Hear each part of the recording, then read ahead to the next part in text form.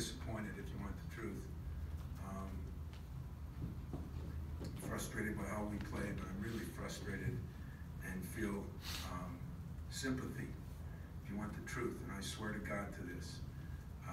I felt bad for our fans, felt bad for their team, felt a little bad for our team, and I felt really bad for the officials. And I've been here 24 years as a head coach. I'm not sure I ever felt bad for an official.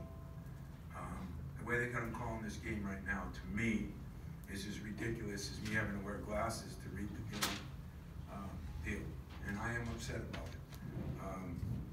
Every run that goes, you know, we're going to start playing, we might as well play, I don't know, we'll get 5 years old out there and just belly bump. I mean, we can't, you can't do anything right now. I mean, people can complain about a call.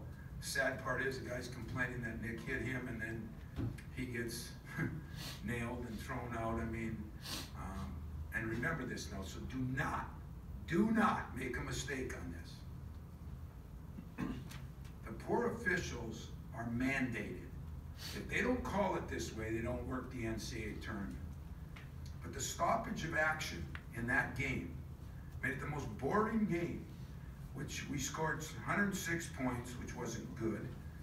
We took 77 shots, so it might be a record. We did some good things at times, but every time there was any flow to that game, I felt bad for our fans.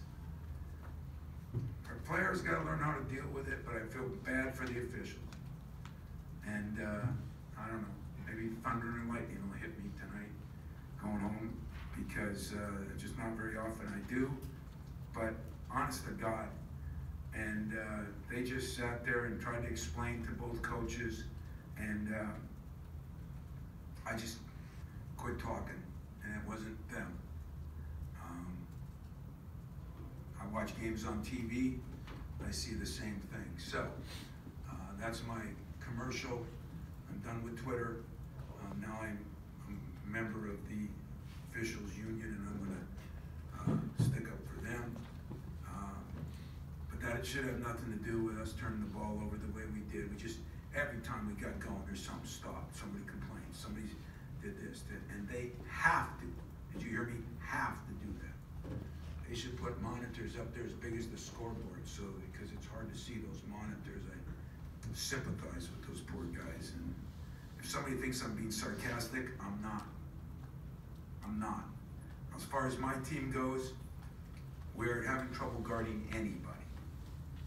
Okay, we give up 92 and 82. And we got some guys in this team who think we can outscore people, and we can when the teams aren't good enough.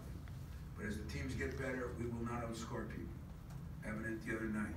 So 16 more turnovers. Yeah, we got a couple at the end with some different players in there, but we did a poor job the second half with the turnovers. I thought Nick did a pretty good job getting to the foul line. Josh did an incredible job rebounding the ball. Other than that, I thought we missed some wide open shots, but you can't complain about the shots. I just didn't like the way, they must have had 5 3-point play finishes the old-fashioned way. Follow them on the way in, 5 steps behind them. So tomorrow, we're going to go old school. Maybe, just maybe, I'll call D'Antonio and borrow some things tomorrow. But I'll take questions. I'm not going to be satisfied with anything this year. We're going back to the way it's supposed to be. Guys can be accountable, and people got to be accountable. And I feel damn sorry for our people, because we didn't play very good the second half. People, meaning our fans, they had to sit through time after time, and it's ridiculous. So, there. It's worth $10,000. Tom, in the first half, I don't know if you remember this play now, you're upset about the other stuff, but Nick had an inside opportunity, he dished it out for a 3. That's a pass he would not have made last year. Is that what you were talking about, things you saw from him this summer, his evolution? Well, I think Nick, they only had him down, well, they had him down for 4 assists. And that's a career. Not a career high, it's a career. Okay, add it up. And I am proud of Nick. I'm proud of him that he got to the line.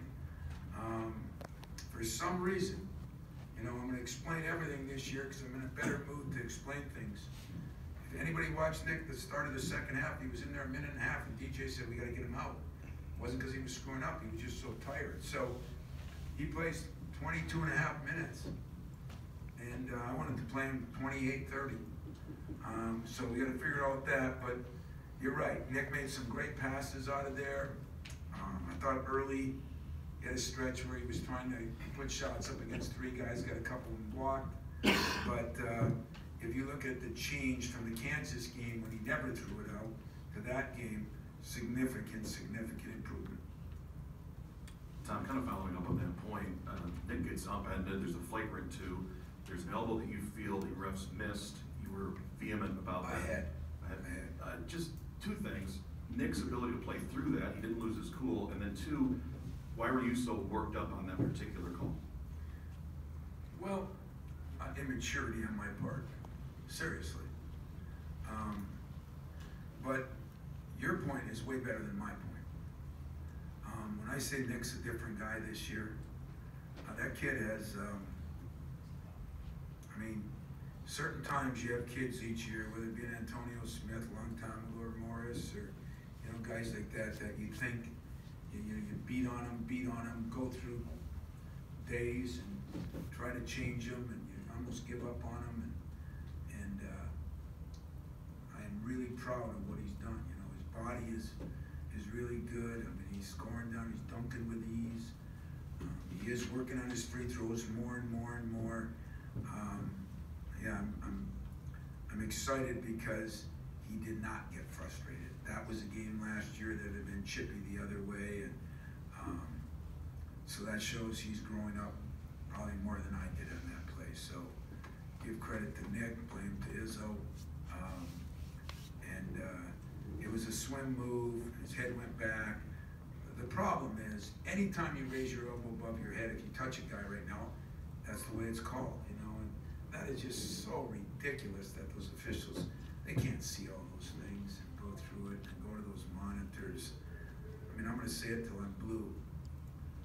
And then after tonight, I hopefully never say it, because can't stick up for those guys too much, you know, that's un-American. So I feel for them. I mean, it's embarrassing. People are booing. You guys are over there, don't know what to write. You know, God, Judd would have fallen asleep, for God's sakes. I mean, at least I'm a little younger, so at least I hung in there with it. But, you know, it is not their fault either.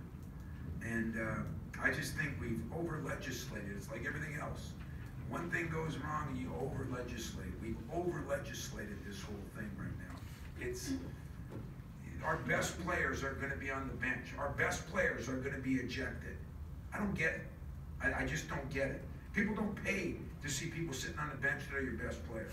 People don't pay to not see a guy play. I don't know what happened in that thing, you know, for them. I mean, it was really funny that the guy, he complained, so they had to check the monitor, and then he got nailed. But the one where he got undercut, I mean, I don't, from my standpoint, I didn't see, but they have to call those things. I mean, you know, it is a contact sport to a certain extent. I mean, let's not make it